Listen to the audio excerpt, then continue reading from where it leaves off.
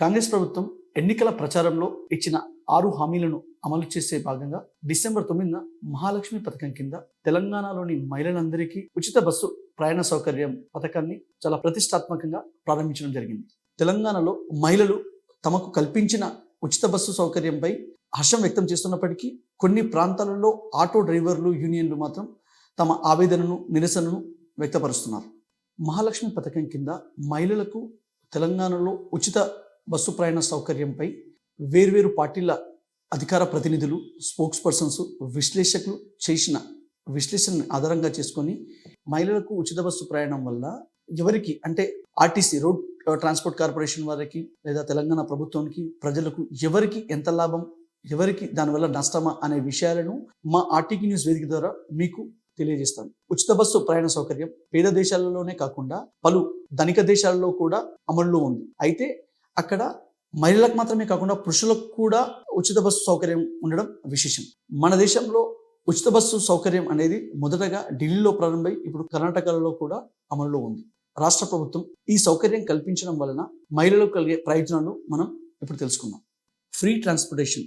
మహిళలకు ఉచిత బస్సు సౌకర్యం కల్పించడం వలన చాలామంది మహిళలు పని చేయడానికి ముందుకు వస్తారు. దానివల్ల దేశ జీడిపి అంటే గ్రాస్ డొమెస్టిక్ ప్రొడక్ట్ పెరిగే అవకాశం ఉంది. దేశ జీడిపియే కాకుండా జిఎస్డిపి అంటే గ్రాస్ స్టేట్ డొమెస్టిక్ ప్రొడక్ట్ అంటే రాష్ట్ర జీడిపి కూడా పెరిగే అవకాశం ఉంది. విశ్లేషకుల సమాచారం ప్రకారం నేటికి మహిళా జనాభాలో 25% కంటే తక్కువ మహిళలు జాబ్ చేస్తున్నారు. Female labour force participation rate పెరగడానికి ఫ్రీ ట్రాన్స్పోర్టేషన్ దోహదపడుతుందని విశ్లేషకుల నమ్మకం. మహిళలకు ఉచిత బస్సు ప్రయాణ సౌకర్యం వలన వారి ఇన్కమ్ లెవెల్స్ అదేవిధంగా క్వాలిటీ ఆఫ్ ఎడ్యుకేషన్ పెరగడానికి చాలా దోహదపడుతుంది. మనం ఉదాహరణకు చెప్పుకోవాలంటే మహిళలు వారు ఉన్న ప్లేస్లో తక్కువ ఆదాయానికైనా అక్కడనే పనిచేస్తారు. లేదు దూరం వెళ్ళి పనిచేస్తే ఆదాయం పెరుగుతుంది కానీ మళ్ళీ ఆ ట్రాన్స్పోర్టేషన్కి డబ్బులు ఖర్చు అవుతాయని ఉన్న ప్లేస్లో ఉంటారు. ఇప్పుడు ఫ్రీ ట్రాన్స్పోర్టేషన్ కల్పించడం వలన మహిళలు దూరం వెళ్ళైనా సరే పనిచేస్తారు, ఎక్కువ ఇన్కమ్ పొందడానికి ఈ ఫ్రీ ట్రాన్స్పోర్టేషన్ ఉపయోగపడుతుంది. అదేవిధంగా ఎడ్యుకేషన్ విషయాన్ని చూస్తే కూడా తల్లిదండ్రులు వాళ్ళ పిల్లల్ని మహిళల్ని దూరం పంపించారంటే భయపడి దగ్గరలో ఉన్న ఇన్స్టిట్యూట్స్, దగ్గర ఉన్న స్కూల్స్ కానీ కాలేజ్లో కానీ జాయిన్ చేస్తారు. అదే బెస్ట్ అంటే క్వాలిటీ ఆఫ్ ఎడ్యుకేషన్ ఇవ్వాలంటే కొంచెం దూరం ప్రయాణం చేయాల్సి వస్తుంది. ఆ ట్రాన్స్పోర్టేషన్కి వాళ్ళ ఖర్చు ఎక్కువతోనే పంపించారు. సో ఇప్పుడు మహిళలకు ఫ్రీ ట్రాన్స్పోర్టేషన్ కల్పించడం వలన వాళ్ళు ఎంత దూరమైనా ప్రయాణం చేసి వారికి నచ్చిన కోర్సెస్ కానీ వాళ్ళకి నచ్చిన కాలేజీలో చదివి ఒక మంచి జాబ్ తెచ్చుకోవడానికి చాలా ఉపయోగపడుతుంది. మహిళలకు ఉచిత బస్సు ప్రయాణ సౌకర్యం వలన ఇంకా చాలా ముఖ్యమైన బెనిఫిట్స్ ఏంటంటే మహిళలు వాళ్ళ ఓన్ వెహికల్స్ వాడకం తగ్గుతుంది. అంటే ప్రైవేట్ వెహికల్స్ కానీ ఓన్ వెహికల్స్ వాడకం తగ్గినప్పుడు అందరూ పబ్లిక్ ట్రాన్స్పోర్ట్ యూజ్ చేయడం స్టార్ట్ చేస్తారు. దానివల్ల మనకు ట్రాఫిక్ చాలా కంట్రోల్ అవుతుంది. పట్టణాల్లో ట్రాఫిక్ కంట్రోల్ అవుతుంది. అదేవిధంగా మెయిన్గా పొల్యూషన్, ఎన్విరాన్మెంట్లో మనకు పొల్యూషన్ అనేది చాలా ముఖ్యమైన సమస్య. సో పొల్యూషన్ కూడా తగ్గుతుంది. అన్నిటికంటే ముఖ్యంగా డీజిల్, పెట్రోల్ వాడకం అనేది తగ్గుతుంది. దానివల్ల తెలంగాణకు అంటే రాష్ట్రాలకే కాదు దేశానికి కూడా ఇది చాలా ఉపయోగపడుతుంది. ఇంకో ముఖ్య విషయం చెప్పాలంటే మనం అబ్జర్వ్ చేస్తే కొన్నిసార్లు బస్సులో ప్రయాణం చేసినప్పుడు మహిళలపై కొన్ని అఘాయిత్యాలు జరిగాయి. కానీ ఇప్పుడు ఈ ఫ్రీ పబ్లిక్ ట్రాన్స్పోర్ట్ చేయడం వల్ల అంటే ప్రభుత్వము మహిళలకు ఉచిత బస్సు ప్రయాణ సౌకర్యం కల్పించడం వల్ల చాలా మంది మహిళలు బస్సు ప్రయాణం చేస్తారు. సో దానివల్ల వారిపైన అఘాయిత్యాలు కూడా చాలా వరకు తగ్గుముఖం పడతాయి. ఒక నగరం 70% పబ్లిక్ ట్రాన్స్పోర్ట్ ఉపయోగిస్తే ఆ నగరం అన్ని విధాలుగా సురక్షితంగా ఉంటుందని వారి అంచనా.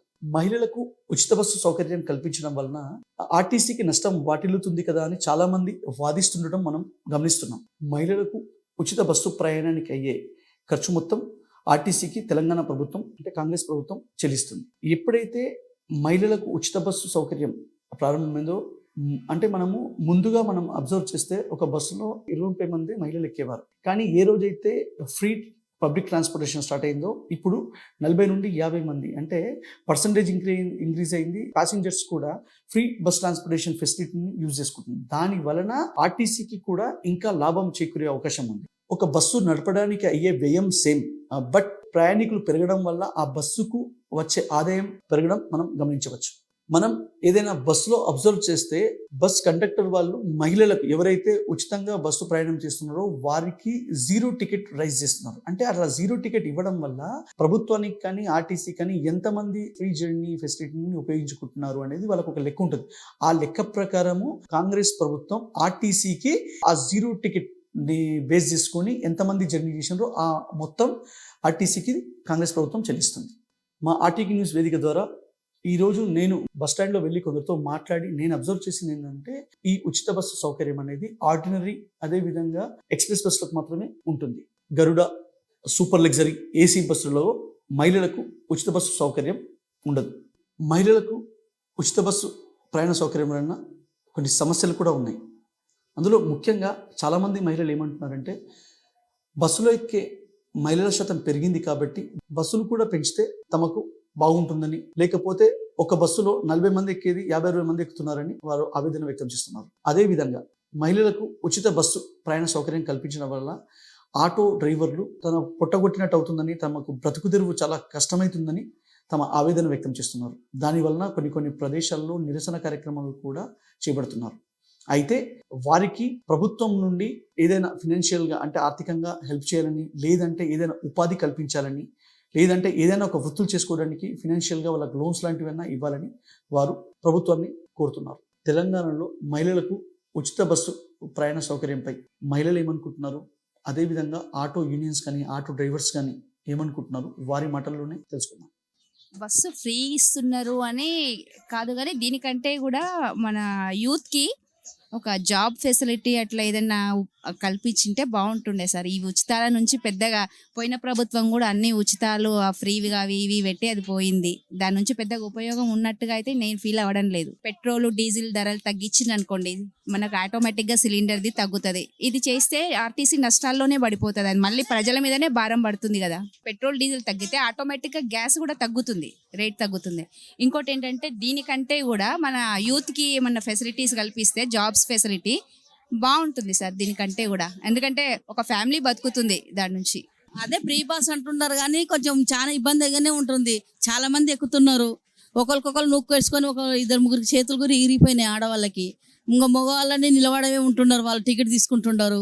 మళ్ళీ ఆడవాళ్ళనేమో కూర్చొని ఇస్తున్నారు, మగవాళ్ళు కూడా మొత్తుకుంటున్నారు. వాళ్ళు ఆడవాళ్ళకే ఫ్రీగా పెట్టిన మళ్ళీ మాకు కూడా కావాలని అంటున్నారు వాళ్ళు. మరి మేము ఏదైనా సరే అధ్యయనం చేసి ఏదైనా పథకం ప్రారంభిస్తే బాగుంటుంది. ఎందుకంటే అందులో లోటుపాట్లు కొన్ని తెలుసుకోవాలి. ఎందుకంటే ఏది ఉచితం ఇస్తే ఏ రంగం కూలిపోతుందో కొంచెం మీరు గమనించి ఆ ఉచిత మహాలక్ష్మి పథకం ప్రవేశిస్తే బాగుండేది. ఇది ఎట్లుంటే ఆల్రెడీ ఎండిపోయిన చెరువును తూము తీసినట్టుగా ఉంది ఈ పరిస్థితి. ఇప్పుడు ఆల్రెడీ మాకు 2 నెలల నుంచి ఎలక్షన్ ఉంది, అది అప్పటి నుంచే మాకు దందాలు లేవు. అందులో ఎలక్షన్ తర్వాత కూడా ఈ బస్సులు ఉచిత బస్సులు పెట్టడం వల్ల మేము చాలా ఆర్థికంగా చాలా దెబ్బతిన్నాము. మాకు ప్రభుత్వం వెంటనే అదేదో 12,000 గవర్నీలు సీఎం గారు సంవత్సరానికి 12,000 ఇస్తున్నారు. అదేదో తొందరగా ఇస్తే మా కుటుంబాలు కొంచెం ఆర్థికంగా కోలుకుంటాయని ఆ ప్రభుత్వాన్ని మేము వేడుకుంటున్నాము. ఖచ్చితంగా సీఎం గారు మీరు ఇది ఏదైనా సరే మీరు ఒక పథకం ప్రవేశపెట్టేటప్పుడు దాన్ని అధ్యయనం చేసి ప్రవేశించండి. మేము తప్పంటలేము, మీరు పేద మహిళలకు ఉచితంగా ఇస్తున్నారు, మేము కూడా అది స్వాగతిస్తున్నాం. కాకపోతే మీరు అధ్యయనం చేసిన తర్వాతనే ఏదైనా పథకం ప్రారంభిస్తే బాగుంటుంది నా కోరిక. సీఎం గారు ఏం చెప్పారంటే ఎలక్షన్ మేనిఫెస్టోలో 12,000 సంవత్సరానికి ఇస్తా అని చెప్పారు. అది ఇంకా ఎట్లంటే ఎన్ని ఆటలు ఉన్నాయి, ఎంతమందికి ఇస్తారు, అది ఏజ్ లిమిట్ చెప్తారా? ఇంకా అది రావడానికి 1-2 ఏళ్ళు టైం పడవచ్చు. ఎందుకంటే మన ఆర్థిక పరిస్థితి అస్తవ్యస్తంగా ఉంది. దాన్ని మొత్తం లెక్కలు చూసుకొని ఇస్తారని అని మేము అనుకుంటున్నాము. కాకపోతే ఇందులో ఏమంటే ఇప్పుడు మేము ఇక్కడ స్థానికంగా రైల్వే స్టేషన్లో మేము ఆటో నడుపుతున్నాము. అయితే ఇది ఏకంగా రైల్వే డిపార్ట్మెంట్ కూడా పెద్ద తలనొప్పి. ఎందుకంటే హైదరాబాద్ నుంచి డైలీ మామూలుగా వచ్చేవాళ్ళు డైరెక్ట్ బస్కే వస్తున్నారు ఉద్యోగస్తులు. ఇక్కడ తుంగభద్ర ట్రైన్కి మీరు డైలీ ఒక 500-600 మంది దిగేటోళ్ళు 200 మంది దిగుతారు. ఆ 200 మందిలో కూడా బైకులు వేసుకుని వెళ్ళిపోతారు. ఇక్కడ 100-150 ఆటోలు ఉంటాయి, 10 ఆటోలు పోతలేవు. మా పరిస్థితి ఎట్లుందంటే చెప్పుకోలేని పరిస్థితి మాది. మీరే ప్రభుత్వం దయదలిచి మాకు తొందరలో ఏదైనా ఆర్థిక సాయం చేస్తే మా ఆటో డ్రైవర్లు అందరూ లేదంటే మాకు త్వరగానే ఇక్కడ కంపెనీలు ఒక 5-6 కంపెనీలు ప్రారంభిస్తే ఒక 3-4 వేల మంది ఈ వృత్తి నుంచి తప్పుకుంటారు. మేము మాట్లాడేది పరిస్థితి బాగలేదు ఆటో వాళ్ళది. దయచేసి మన జగన్ అన్న ఇస్తున్నా కదా ఏమన్నా జీతం వాళ్ళు కూడా ఇవ్వండి. అంతే, ఏం ఏం పెద్దది ఏం లేదు, మంచి ఇవ్వండి. ఏమన్నా ఆటో వాళ్ళకు ఆటో చూడు ఎట్లా నిలబడింది, చూడు ఏం పబ్లికే లేదు, మొత్తం పబ్లిక్ నిలబడింది. వాళ్ళకు కూడా ఇవ్వండి, అంతే, ఏం లేదు. రేవంత్ రెడ్డి సార్ మీకు నమస్కారం. మేము రోజు డొక్కాడితే ఆటో నడుపుకుంటేనే మాకు బతుకుదేరు. అలా బస్సు ఫ్రీ పెట్టి చాలా కష్టంలో ఉన్నాం. మేము డైలీ ఫైనాన్స్ ఉంది, ఫైనాన్స్ తీసుకున్నాం, మా పిల్లల చదువు లేవు. ఇంటి కిరాయి కట్టుకోవాలి. ఇంటి కిరాయి ఎంత లేదన్నా మొత్తం 4,000 5,000 ఇంటి కిరాయి కట్టుకోవాలి. మా పిల్లల చదువు బండి నిలవసాల కల్లా బండి ఫైనాన్స్ కట్టాలి. అటువంటి ఫ్రీ బస్సు మా ఇంట్లో కూడా లేడీస్ ఉన్నారు. మా ఇంట్లో కూడా బయటకు పోయి మా ఆడవాళ్ళు 200 500 సంపాదించుకొస్తున్నారు. నేను 1000 రూపాయలు సంపాదిస్తాను. మా ఏం లాభం చెప్పు, మా ఆడవాళ్ళు బస్సు ఫ్రీ పోనీకి రానికో 100 రూపాయలు 150 రూపాయలు అవుతాము ఫ్రీ.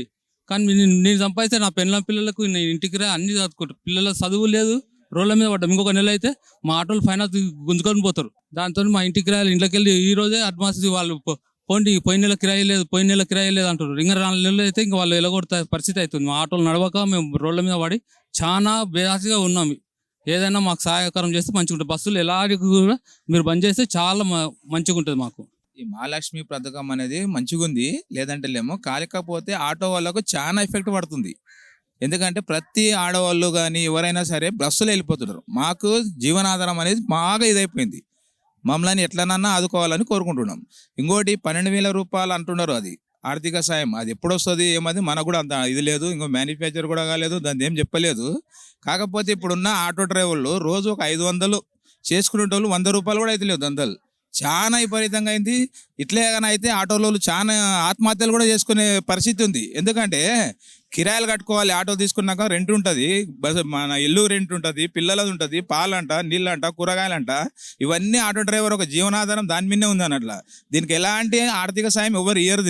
దీని గురించి మీరు ప్రభుత్వం మమ్మల్ని తొందరగా దృష్టి పెట్టుకొని ఏదన్నా ఒకటి ఆటో డ్రైవర్లకు కూడా ఆదుకోండి భయ్. ఏదన్నా ఒక స్కీమ్ పెట్టండి, వాళ్ళకు కూడా ఒకటి ఏమైనా చేయండి, చేస్తే బాగుంటుందని కోరుకుంటున్నాం. ఆటో డ్రైవర్లు రోజు ధర్నాలు చేస్తూ ఉన్నారు. అయితే వాస్తవం. ఎందుకంటే ఆటో ఏదైతే ఫ్రీ బస్సులు ఏదైతే గవర్నమెంట్ పెట్టిందో ఈ రోజు మహిళలు కానీ ఎవరు కానీ ఈరోజు ఆటో ఎక్కడం లేదని చెప్పేసి అక్కడక్కడ ధర్నాలు చేస్తూ ఉన్నారు. ఆటో సోదరు కూడా ఒకటే విజ్ఞప్తి చేస్తూ ఉన్నాను, సోదరులారా ప్రాబ్లం ఉంది, వాస్తవం కాదంటలేము. కానీ మహిళలు చాలామంది కూడా ఈరోజు మంచి స్పందన ఉంది మహిళల్లో. ఎందుకంటే ఈరోజు మన ఇంటి ఆడపడుచులే, నేను కూడా ఒక ఆటో డ్రైవర్ని, నేను కూడా ఆటో నడుపుతా ఉన్నా. మన ఇంట్లో కూడా మన ఆడపిల్లలు ఎంతోమంది లాంగ్ పోవాలని కూడా పరిస్థితులు ఖర్చు పెట్టుకొని పోలేక పరిస్థితిలో ఉంది. ఈరోజు ఫ్రీ బస్సు వల్ల అందరూ కూడా హ్యాపీగా తిరుగుతూ ఉన్నారు. కానీ నేను ఒకటే చెప్తా ఉన్నాను, నేను ఏంటంటే మనకు గవర్నమెంట్ వచ్చి 10 రోజులు అవుతూ ఉంది. కొద్దిగా ఓపిక పడుకుంటా. మనకు కూడా కొన్ని సంక్షేమ బోర్డు ఏర్పాటు చేసిండ్రు. సంవత్సరానికి 12,000 రూపాయలు ఏర్పాటు చేసిండ్రు. జిల్లా కేంద్రంలో ఒక ఆటో డ్రైవర్ ఖాళీ కట్టిస్తామన్నారు. కాబట్టి ఆటో సోదరులు అందరూ కూడా కొద్దిగా ఓపిక ఉండాలి. ఎందుకంటే ఇప్పుడు జరుగుతున్న ప్రాబ్లమ్స్ అర్థమైంది. ఏదో ఇప్పుడు ఇంతకుముందు 500 వచ్చిన కాడ 200 తగ్గింటుంది. కానీ వచ్చే 300లో మనం సర్దుకొని కొన్ని రోజులు ఓపిక పడుకుంటే మనకు కూడా మంచి భవిష్యత్తు ఉంటుంది. గతంలో 10 సంవత్సరాలు టీఆర్ఎస్ ప్రభుత్వం కూడా అధికారం ఉంది, కానీ ఏ ఆటో సోదరులకు ఏ ఒక్కటి కూడా పట్టించుకోలేదు, పాపన పోలేదు. ఇప్పుడు కాంగ్రెస్ పీరియడ్లో కాంగ్రెస్ అధికారంలోకి వచ్చినాక ఖచ్చితంగా మేనిఫెస్టోలో సంక్షేమ బోర్డు కూడా ఏర్పాటు చేసిండ్రు. ఆ సంవత్సరానికి 12,000 రూపాయలు ఏర్పాటు చేసిండ్రు.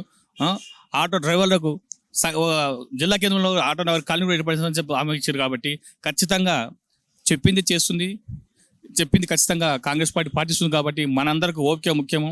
ఓపిక ఉండండి. అనవసరంగా మీరు ఎవరో చెప్పి దీని ఇబ్బంది పడకండి.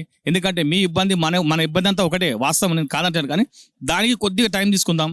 100% కాంగ్రెస్ పార్టీ న్యాయం చేస్తుంది. ఎందుకంటే రేపు కూడా ఈ ఫ్రీ బస్సులు అయిన తర్వాత 2,000 బస్సులు కూడా ఈరోజు మళ్ళీ తీసుకొస్తా ఉంది తెలంగాణ రాష్ట్రం. ఆ 2,000 బస్సులు వచ్చిన దాంట్లో కూడా మన ఆటో సోదరులు కూడా డ్రైవర్లు కావచ్చు, కండక్టర్ కావచ్చు, చాలా అన్ని రకాలు కూడా మనకు బెనిఫిట్స్ ఉన్నాయి. ఇది ఆటో డ్రైవర్ల ఆవేదన. వాళ్ళు చెప్తున్న విషయం ఏంటంటే ఆటో డ్రైవర్లు అందరూ ఆర్థికంగా ఆల్రెడీ ఇబ్బందుల్లో ఉంటారని, ఇప్పుడు మీరు ఇలా మహిళలకు ఉచిత బస్సు సౌకర్యం కల్పించడం వలన అంటే 500 ఎక్కేటోళ్ళు కూడా ఇప్పుడు 100-200 మంది కూడా ఎక్కుతారు. వీళ్ళకి ఫైనాన్స్లు కానీ అదే విధంగా ఇంట్లో రెంట్లు ఉంటారు, ఇవన్నీ పే చేసేది ఉంటుంది.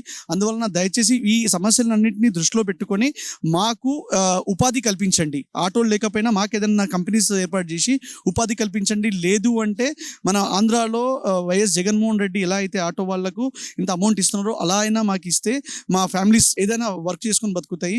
లేదు అంటే ఒక బిజినెస్ చేసుకోవడానికైనా ఏదైనా వృత్తులకు దేనికైనా సరే ఇంత అమౌంట్ ఆర్థికంగా వారికి సహాయపడితే మేము మా ఫ్యామిలీస్ అంటే ఏదైనా వర్క్ చేసుకొని బతుకుతామని వారు చెప్తున్నారు. కెమెరా పర్సన్ శివకుమార్తో రమాకాంత్ రెడ్డి, ఆర్టీవీ న్యూస్.